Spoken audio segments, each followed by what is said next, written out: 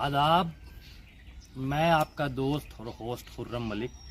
पहले भी आप लोग मुझे कई वीडियोस में देख चुके हैं, तो उसी सिलसिले में आज हम आए हुए हैं फरीदपुर।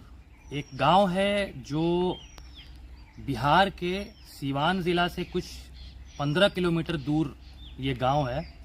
और इस गांव की जो ख़ासियत है वो ये है कि ये मौलाना मजहरुल हक, जो एक बहुत ही महान स्वतंत्रता सेनानी रहे हैं, उनका ये गांव है। और आज उसी जगह का दौरा करने के लिए हम लोग आए हैं, क्योंकि इससे पहले शायद उनके घर का और उनकी कब्र का कोई वीडियो नहीं आया था।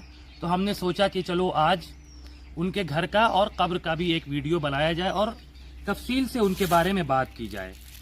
मौलाना मजहरुल हक कौन थे, इसके बारे में काफ़ी सारी बातें हो चुकी हैं।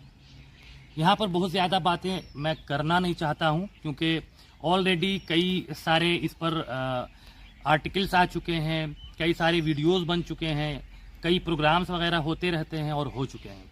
यहाँ आने का मेन मकसद था कि उनका जो आबाई वतन एक तरह से है, जहाँ उन्होंने अपना घर बनाया था, वो है, और जहाँ उनकी कब्र है।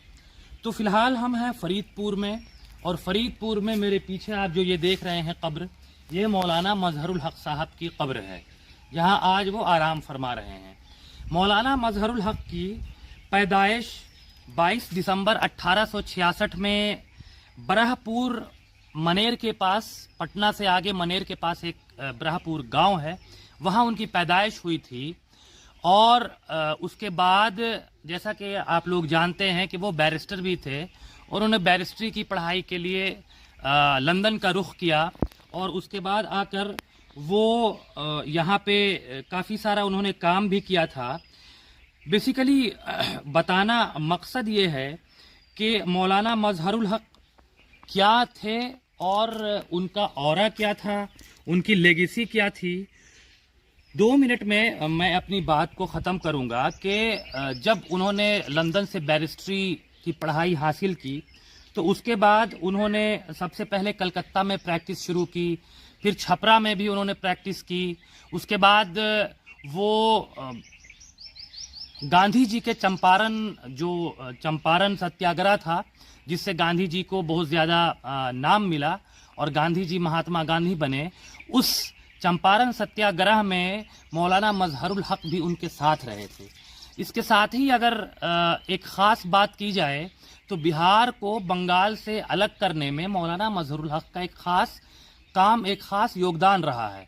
सर अली इमाम और सर सच्चिदानंद सिन्हा के साथ इन्होंने इसमें काफ़ी काम किया, काफ़ी मेहनत किया, जिसके नतीजे में आज हम बंगाल से बिहार को अलग देख रहे हैं और बिहार अपना एक अलग स्टेट है।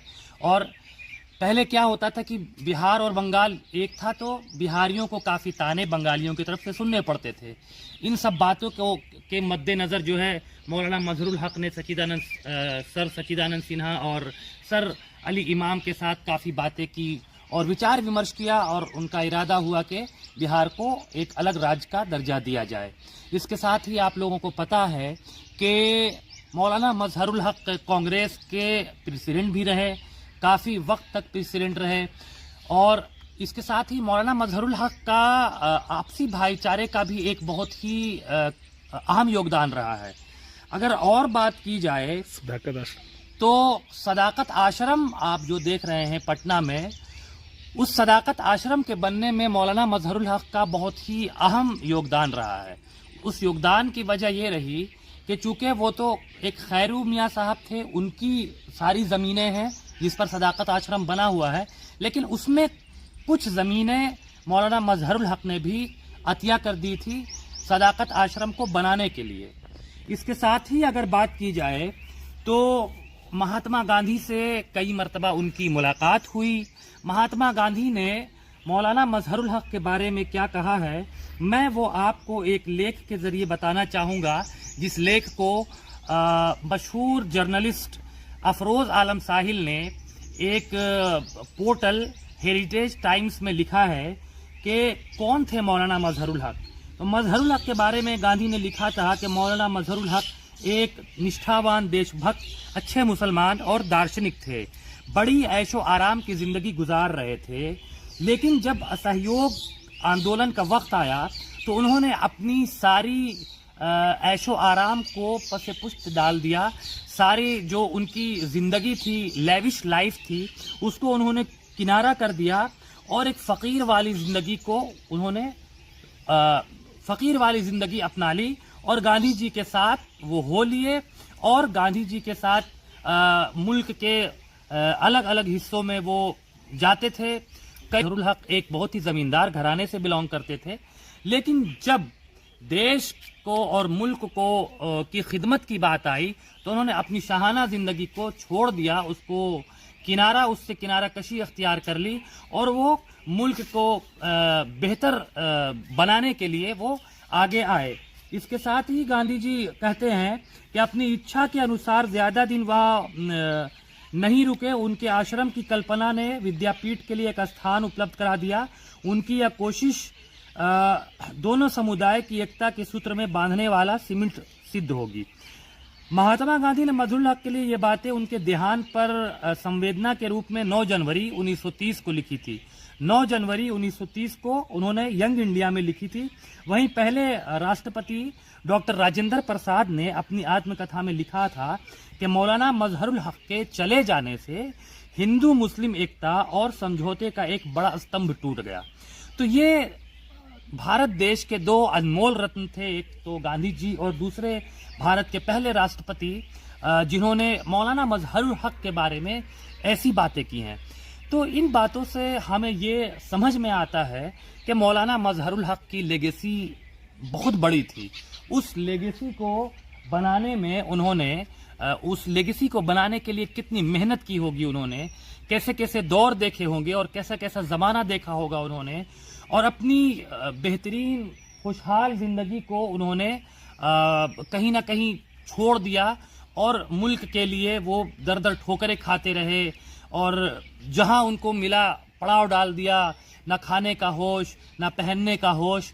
तो इससे कहीं ना कहीं उनकी लेगेसी का एक अंदाज़ा होता है। लेकिन जब हम यहाँ उनके मकान पर आए, मकान का वीडियो हम आपको दिखाएंगे, जब उनके मकान पर हम लोग आए, जो आशियाना उनके मकान का नाम है, हवेली का नाम है, मकान नहीं कहना चाहिए, वो एक हवेली है। और जब हम यहाँ आए तो हमने ये देखा कि ये बहुत ही एक कई एकड़ पर फैली हुई ये ज़मीनें हैं, काफ़ी पेड़ पौधे लगे हुए हैं और खूबसूरत सा वो उनकी हवेली है, खूबसूरत सी। लेकिन उस हवेली में रहने वाला कोई भी नहीं है। अभी हम जब अंदर आए तो वहाँ पे कोई केयरटेकर थे, शायद वहाँ उनसे मुलाकात हुई और उनके एक शायद पोता है जिनकी तबीयत ख़राब थी, वो सोए हुए थे। हमने उनको उठाना मुनासिब नहीं समझा। तो आज आने का मकसद ये था कि आप लोगों को उनकी जो हवेली है और उनकी जो कब्र है वो दिखाया जाए।